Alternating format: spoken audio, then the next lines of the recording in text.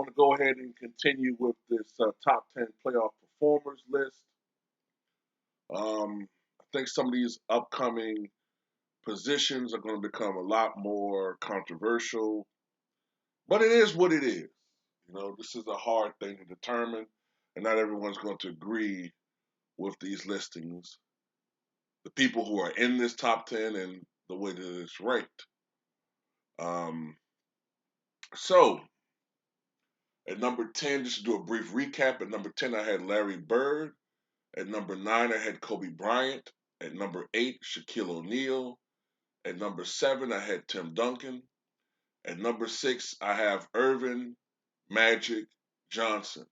Now, I wouldn't be surprised if some people have Magic a little higher than this. And I can definitely understand that. I could definitely understand Magic being a little higher than this. But this is my reasoning, right? So, is there any knock on Magic? Any knock at all as far as his playoff performances? I mean, it's marginal for any as far as any knock is concerned. Um, One thing you can say is that for most of the 1980s, it was a cakewalk to the finals for these guys. I'm not saying that it was totally weak, like they had no competition, but for the most part, the Lakers were the class of the Western Conference. After the breakup of that Seattle Sonics team, Gus Williams with the contract issues, ultimately leaving the Sonics, Dennis Johnson leaving the Sonics, subsequent other pieces of that team leaving, that team broke up. Phoenix was a little bit of a challenge to them when Dennis Johnson resurfaced there, but for the most part, they didn't have any competition until the late 80s. So that's one little, you know, knock, I guess. Lack of competition in the Western Conference. Um, for Magic Johnson directly, this comes as a surprise to a lot of people, but he actually had a losing record in the finals. He actually had a losing record. Magic Johnson appeared in exactly 50 NBA Finals games, and he had a 24 and 26 overall record. So then you wonder to yourself, well, how in the hell is that possible if he won 5 NBA championships out of 9 finals appearances? Well, what happened is there were 3 finals that weren't very competitive. Well, definitely 2. 1983, when the Lakers were bulldozed over, they were bulldozed over by the 83 Sixers. The Lakers were. In 89, they were swept by the Detroit Pistons. Now, you have to wonder, there's a little asterisk by that because you have to wonder if Magic Johnson and Byron Scott were not sidelined, you would think that series would have been a lot more competitive considering the fact that the Lakers were 11 and 0 coming into that finals. They had been undefeated going into their finals. And then in 1991, the Lakers lost that finals to Michael Jordan and Chicago Bulls by the final spread of 4 games to 1.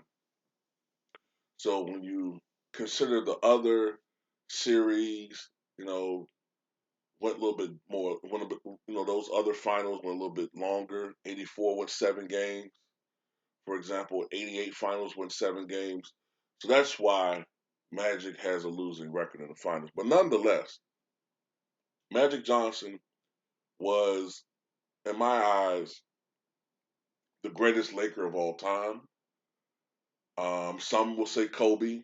I know Magic has said Kobe, but in my eyes, it's always going to be Magic Johnson as the greatest Laker player. Um, he's the greatest point guard of all time, and he's one of the greatest winners of all time. He transformed the Lakers from being a really good team to a championship level team. And ultimately, that team, along with Pat Riley's vision, became Showtime. And when you look at Magic Johnson's overall playoff numbers, he played in 190 playoff games. He averaged 19.5 points in the playoffs, 7.7 rebounds, 12.3 assists, 1.9 steals. He shot 50.6% from the floor, so he was always a guy that was extremely efficient. He was not a three-point shooter for the most part. Toward the very end of his career, he developed a decent three-point shot, but overall in the playoffs, he only shot 24% from three, but he didn't shoot many of them. And back in the 1980s, as I keep trying to tell young people, the three-point shot was not really a part of the game back then. So it really didn't matter if you didn't shoot them because most field goal attempts were either mid-range or in the paint. And Magic, who started off his career as an average free throw shooter, became an exceptional one as he got older. Was an 84% free throw shooter in the playoffs. Magic Johnson is the all-time leader in playoffs total assists, 2,346, and he has by far the highest assists per game average in playoff history, 12.35 assists per game. Although I strongly suspect he's going to be overtaken by LeBron James eventually in this category, Magic Johnson is still the all-time leader in total triple doubles in the playoffs with 30. LeBron James has 28. But to give you an idea about how frequently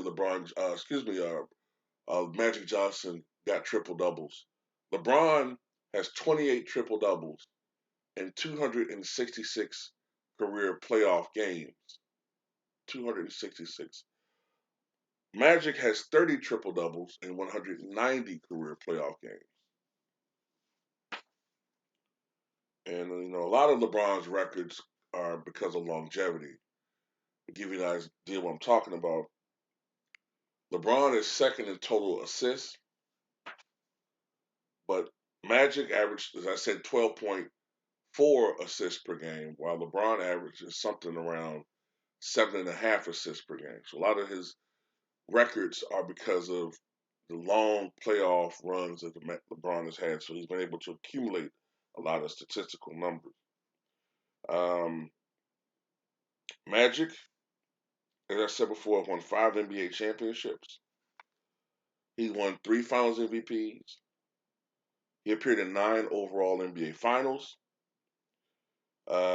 Magic Johnson was a guy that really logged a lot of time out there. He played, a lot of minutes. He played 39.7.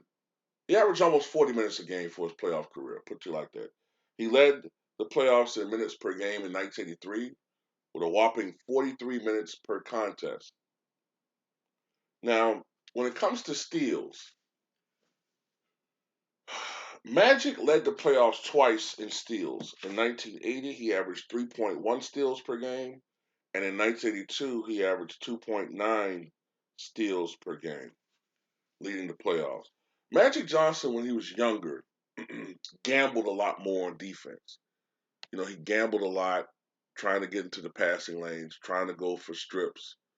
And as a consequence, he led the NBA in steals in the regular season twice earlier on in his career.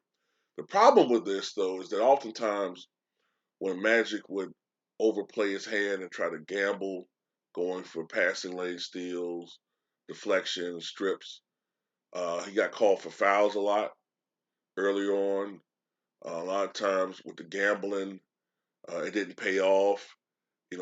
Oftentimes, he would overplay his hands. His man would take advantage of this, and Magic would be out of position. The guy would be in a position to score, or Magic would get burnt doing that. So, sometime around the mid '80s, he stopped gambling as much. His steals went down. Magic, who had a reputation for being uh, I won't say bad defender, but he was no more than average. At least by the '80s, he had improved to the point where he was at least I would say above average, decent. He was never a lockdown defender. Um, but Magic had improved a little bit defensively. What else do I want to say about Magic? He led the playoffs in assists 5 times: 1980, 84, 85, 86, and 87. Some of these assist averages are insane.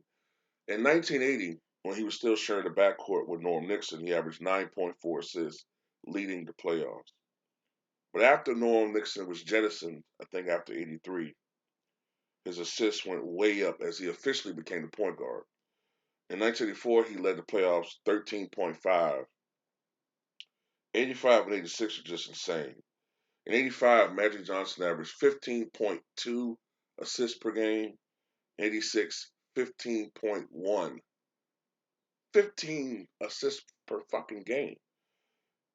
In 87, he led the playoffs in 12.2 assists per game. And then after that, I don't even have to look at the numbers. I know he was overtaken by John Stockton when it came to assists per game.